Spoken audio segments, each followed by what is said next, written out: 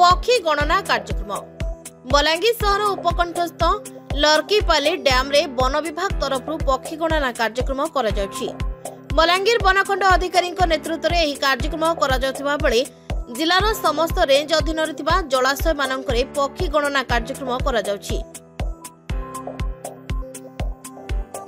आज भोर सकाळु बलांगीर वनखंड अधिकारी और कर्मचारी माने लर्कीपाली डैम रे पहुंचीथिले। बाहरु आसीथिबा पक्षी को चिन्हट करी सेमानकर तथ्य रखिथिले।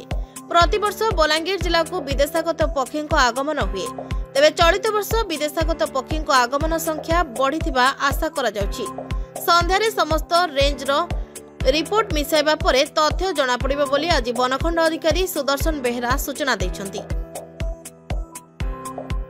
बलांगीर फॉरेस्ट डिविजन हमर 11टा रेंज 55 साइट करा जायछि। आ 55 साइट विभिन्न ग्रुप सब सकाळ भोर बाहरी जंती बर्ड सेंसस पई एवं सेंसस चली विभिन्न जगह तो बहुत वेराइटी स्पेसीज बर्तमान आप जो देखुं हारारी 15टा स्पेसीज ये अच्छा विभिन्न प्रजातिर एवं अन्य जगह सब सेंसस चलती काउंटिंग पर जना पड़ो केते पक्षी ए वर्ष ये अच्छा सब सेंसस रिपोर्ट आसला जना पड़ो। बलांगीर संतोष कुमार पटनायक रिपोर्ट श्रीक्षेत्र लाइव।